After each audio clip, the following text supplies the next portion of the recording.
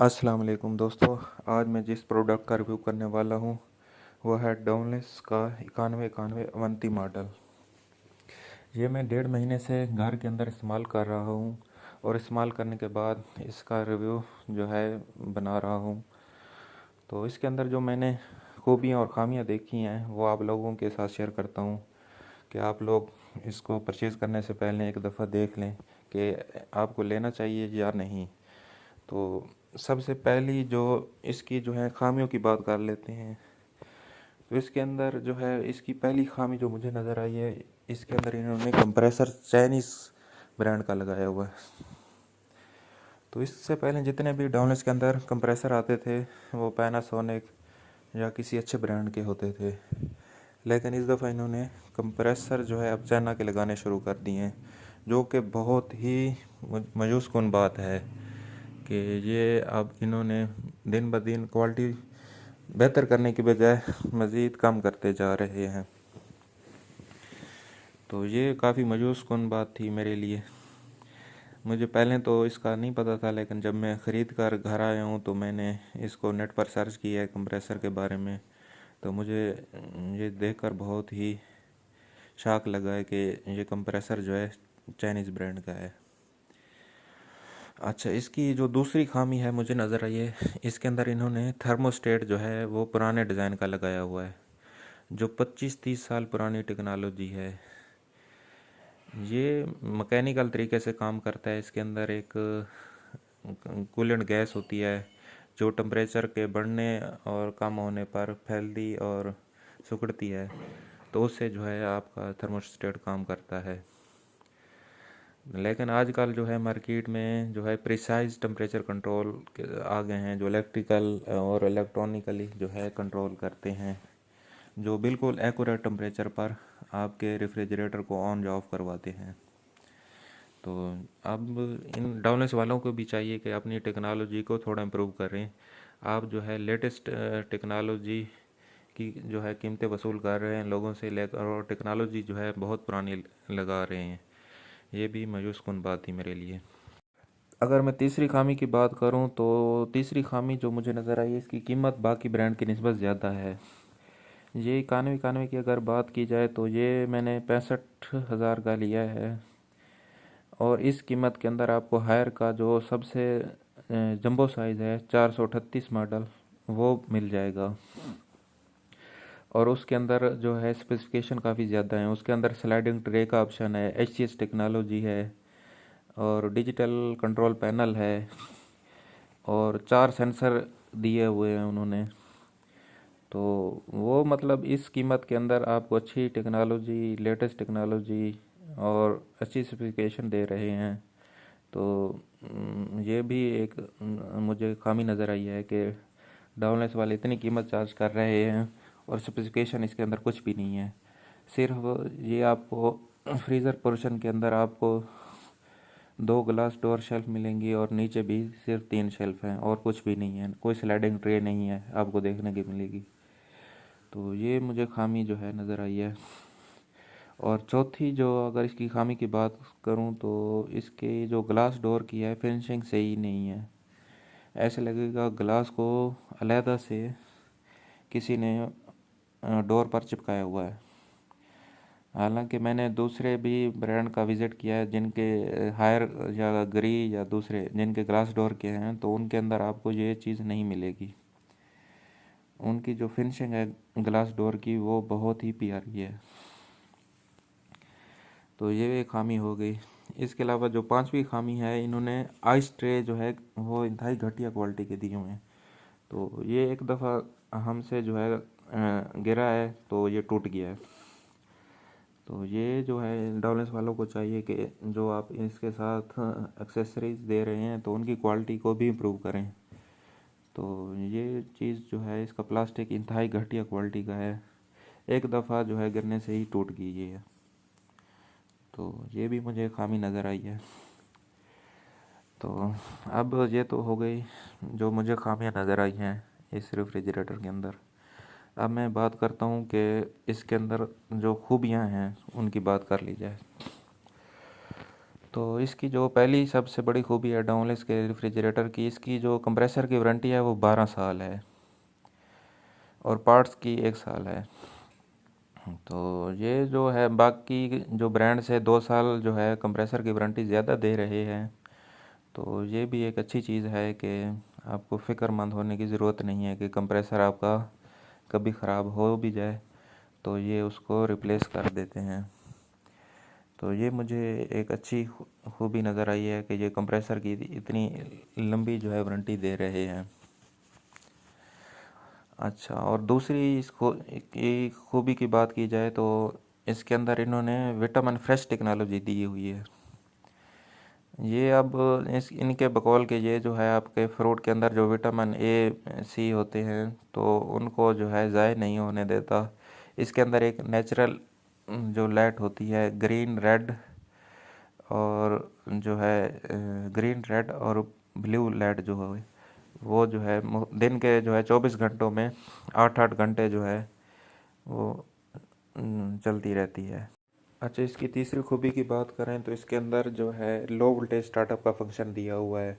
यानी अगर आपके वापडा के वोल्टेज 135 वोल्ट तक आते हैं तब भी ये जो है रेफ्रिजरेटर इजीली चल जाएगा और आपको जो है वोल्टेज स्टेबलाइज़र लगाने की ज़रूरत नहीं है। तो मैंने भी जो है घर में वोल्टेज स्टेबलाइज़र नहीं लगाया हुआ। हालांकि ये जो है रेफ्रिजरेटर है नॉन इन्वर्टर है, फिर भी ये लो वोल्टेज स्टार्टअप पर चल जाता है। तो ये भी एक अच्छी चीज़ है, इन्होंने ये टेक्नोलॉजी जो है दी हुई है इसके अंदर। तो बाकी जहाँ पर जो इन्वर्टर रेफ्रिजरेटर होते हैं उनके अंदर जो है एक कंट्रोल बोर्ड होता है, इलेक्ट्रॉनिक सर्किट होता है। उसमें अक्सर ये होता है कि बाज़ औक़ात वापडा के वोल्टेज कम ज़्यादा होने पर वो ख़राब हो जाता है। तो वो काफ़ी महंगे मिलते हैं, 8-10 हज़ार का एक बोर्ड मिलता है। अगर वो ख़राब हो जाए तो वो उसका जो कास्ट है वो काफ़ी महंगी पड़ती है। तो नॉन इन्वर्टर टेक्नोलॉजी में ये फ़ायदा होता है। दूसरा, उन इलाकों में जहाँ पर आपकी जो है बिजली ज़्यादा जाती है और फ्रिज का दरवाज़ा बार खुलता है तो वहाँ पर जो है आप इन्वर्टर टेक्नोलॉजी यूज़ ना करें बल्कि नॉन इन्वर्टर टेक्नोलॉजी वाला ही फ्रिज लें, वो ज़्यादा सूटेबल रहेगा। इसकी पांचवी खूबी की बात करें तो इसके अंदर ओडोर फिल्टर और फ़ैन का फंक्शन दिया हुआ है। फ़ैन जो है, फ़ैन का काम ये होता है कि जो आपकी कूलिंग है फ्रिज के तमाम हिस्सों में बराबर पहुंचाता है। और ओडोर फिल्टर का मतलब है ये जो आपकी फ्रिज के अंदर बाज़ औक़ात सब्ज़ियाँ और मुख्तलिफ़ किस्म की आप चीज़ें रखते हैं तो उससे स्मेल पैदा होना शुरू हो जाती है। तो ये स्मेल को ख़त्म करने के लिए फ़िल्टर लगाया होता है, ये किसी किस्म की स्मेल पैदा नहीं होने देता। तो ये भी एक प्लस पॉइंट है। अच्छा, इसकी पावर कंजप्शन की अगर बात कर ली जाए तो ये 122 वाट इसका जो है नॉमिनल इनपुट है और जो नॉमिनल करंट है 72 एम्पेयर और एनर्जी कंजप्शन है 84 किलोवाट आवर 24 आवर के लिए और ये एक महीने के 25 यूनिट बनेंगे। तो इस लिहाज से तो ये काफ़ी एनर्जी एफिशिएंट हुआ फ्रिज। लेकिन ये है कि मैंने इसको अभी टेस्ट नहीं किया कि आया जितना लिखा हुआ है ये एनर्जी उतनी ही कंजप्शन करता है या उससे ज़्यादा। बाकी इसके जो नीचे रेटेड वोल्टेज लिखे हुए हैं 135 से 254 वोल्ट, यानी ये लो वोल्टेज स्टार्टअप भी है, इस पर हम बात कर चुके हैं। बाकी इस फ्रिज की पिछली साइड पर एक तस्वीर बनी हुई है, सिस्टम ड्राइंग। ये इलेक्ट्रिशियन हजरात इसको अच्छी तरह समझते होंगे, लेकिन मैं इसके बारे में थोड़ा सा आप लोगों को बता देता हूँ कि हमारी जो है लेफ़्ट साइड से एक वायर जा रही है थर्मोस्टेट को, ये फेज़ वायर है। अगर थर्मोस्टेट ऑन होगा तो आगे ये चली जाएगी ओएलपी में। ओएलपी जो है इसका मतलब होता है ओवरलोड प्रोटेक्शन। ये कंप्रेसर की बॉडी के ऊपर लगी होती है, ये दो काम करती है। एक आपका जो है करंट एक हद से ज़्यादा जो है अगर कंप्रेसर में किसी वजह से जाना शुरू कर दे तो ये जो है कंप्रेसर को बंद करवा देती है। तो इसका जो दूसरा काम है, ये चूँकि कंप्रेसर की बॉडी के साथ लगी होती है तो ये उसका जो है टेम्परेचर सेंस कर रही होती है। तो जैसे ही कंप्रेसर का जो टेम्परेचर है एक सेट लिमिट से ज़्यादा होने पर तो उसको कंप्रेसर को भी फिर भी ट्रिप करवा देगी, यानी ओवर करंट पर भी ट्रिप करवाएगी और ओवर टेम्परेचर पर भी कंप्रेसर को ट्रिप करवा देगी। ये इसके ओएलपी के दो फंक्शन हो गए। अच्छा, इसके साथ ही पीटीसी रिले लगी होती है। पीटीसी रिले का जो काम होता है, ये इसको पॉजिटिव टेम्परेचर कोफिशिएंट कहते हैं। ये शुरू के अंदर आपकी जो कंप्रेसर की स्टार्टिंग वाइंडिंग होती है उसको सर्विस में लेती है कुछ सेकंड के लिए। जब कंप्रेसर रनिंग हालत में चला जाता है तो स्टार्टिंग वाइंडिंग को डिस्कनेक्ट कर देती है, क्योंकि उसका उस वक्त कोई काम नहीं रहता स्टार्टिंग वाइंडिंग का। स्टार्टिंग वाइंडिंग का मकसद ये होता है कि कंप्रेसर को जो है इनिशियली टार्क दे, जब वो कंप्रेसर रनिंग हालत में चला जाए तो स्टार्टिंग वाइंडिंग का कोई काम नहीं रहता, तो ये उसको डिस्कनेक्ट कर देती है। फिर इसके साथ एक कैपेसिटर लगा हुआ है। अच्छा, पुराने रेफ्रिजरेटर में एक मसला होता था कि जैसे ही आपने फ्रिज को बंद किया है और आप फ़ौरन ही दोबारा उसको चलाना चाहते हैं तो आपको 3-4 मिनट का वेट करना पड़ता था, वो फ़ौरन ही स्टार्ट नहीं होता था, क्योंकि जो उसकी पीटीसी रिले है, पीटीसी रिले का एक मसला होता था कि ये 3-4 मिनट के बाद ही दोबारा रीसेट होती थी। तो इसके अंदर जो है इन्होंने कैपेसिटर लगा दिया।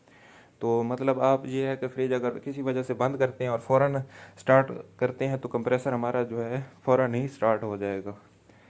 तो हालांकि ये पुराने रेफ्रिजरेटर में ये जो है खामी थी, लेकिन इस खामी को जो है इस कैपेसिटर लगाने से इन्होंने दूर कर दिया है कि आप जो है फ़ौरन ही फ्रिज को बंद और चला सकते हैं।